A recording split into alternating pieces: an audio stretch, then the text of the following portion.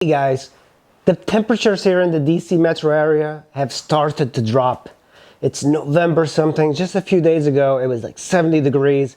Right now, outside is 22 degrees. It's incredibly cold, and I ride year round. You have two options in the winter if your area has got four seasons like I do here in DC. You can either winterize your bike or you can ride throughout the winter. And I normally just ride throughout the winter, but in order for that to happen, you're going to have to gear up. Here are some of the things that you probably need to look into if you're going to ride year round. One of the great things about having a adventure bike like this is that it's sheltered pretty well from the wind, and wind protection is very important on a motorcycle throughout winter. It's important to have a great windscreen. This one is a Magstad windscreen that you can just move up like this, and it gets a lot of the wind deflected off of you.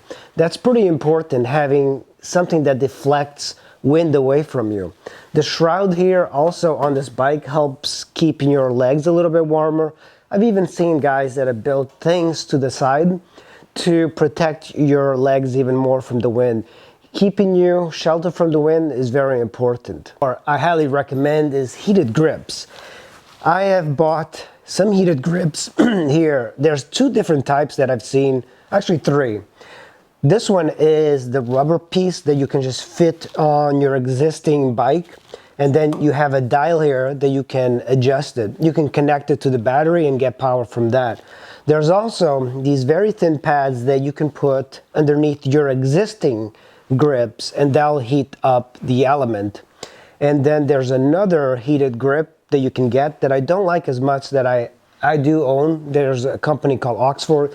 They make these overheated grips that go over your existing grips, and they're very bulky, so I don't really like those very much. So that's a very important thing to have, because they make riding much more convenient, not just in the winter, but in those brisk fall days that still gets like 70 degrees, but in the morning are cold. You can just turn on the heated grips and you're just so much more comfortable. Another thing that I think you should look into is getting heated gloves.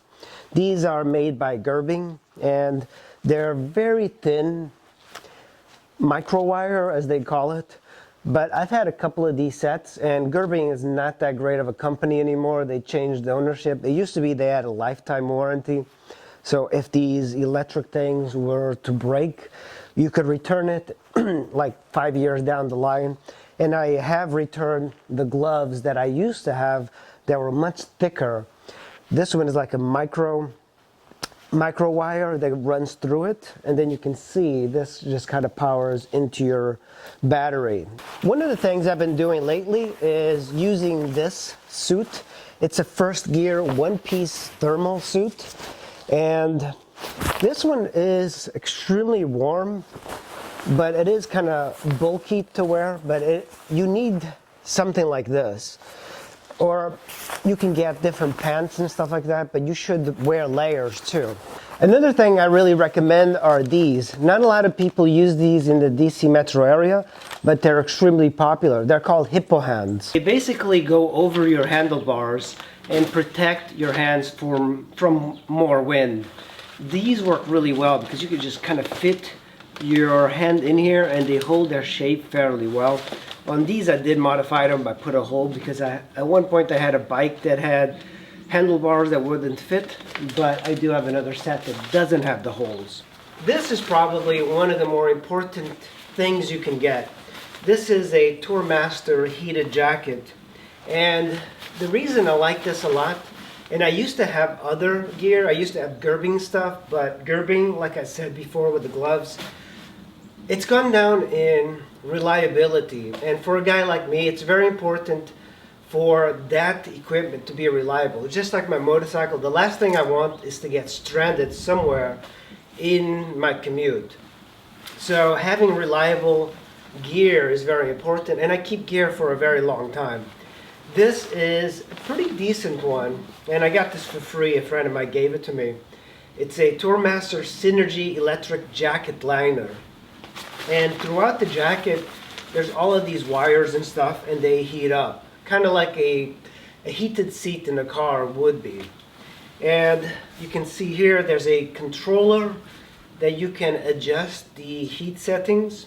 There's 3 settings on it, and this plugs into your bike. When you get this, it comes with the heated wires that plug into the battery. Some bikes are not capable of powering up a lot of electronic stuff, so you have to keep that in mind. But most bikes, even a Ninja 250 that I had for years, I powered up a electric jacket and gloves without any problems. It's only when you start adding the pants, the socks and everything, and maybe some lights on your bike that it starts to draw a lot of power. But most bikes should be able to handle a jacket and gloves very easily.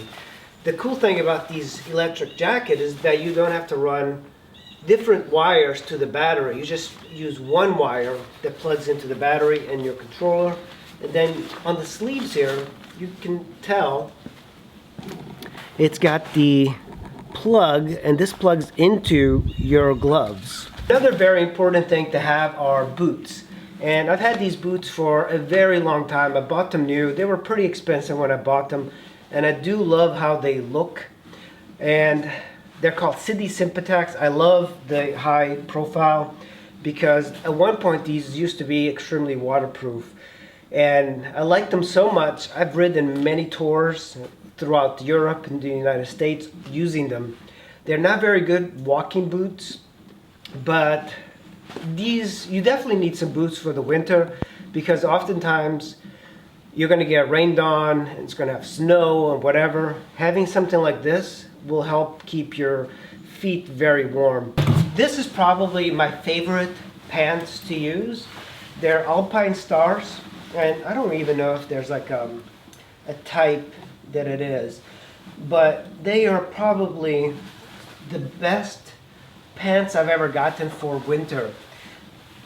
They're this kind of like cloth, but it's very breathable.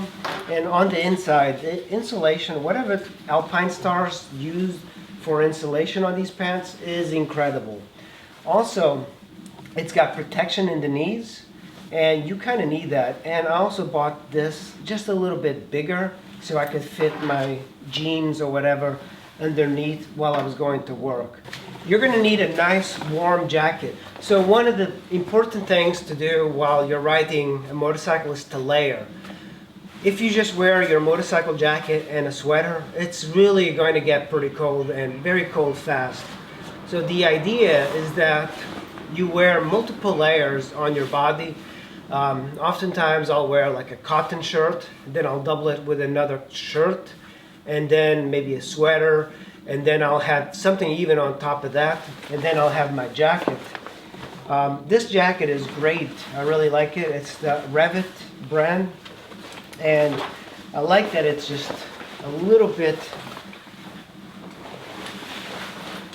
bigger like this. It goes past your waist.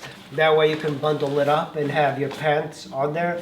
So you'll keep nice and warm using the jacket.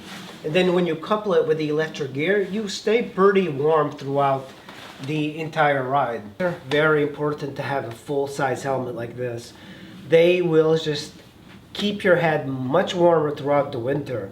I never understood why people even want to have helmets in summertime, but full helmets are the way to go when you're riding in the winter. You can just close the visor like this and your head is sheltered.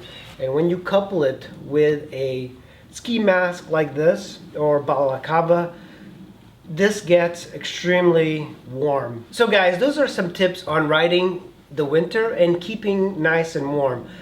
If you ride for 2 hours straight, that is kind of pushing it, because normally when you have a short commute that's like less than an hour, that's perfect. This system will work extremely well. I've ridden for like 300 miles in the winter and I don't really recommend it. But if you do have to ride in the winter, I encourage people to ride through the winter, because one of the problems that we have here in the United States specifically is that riders are seasonal riders.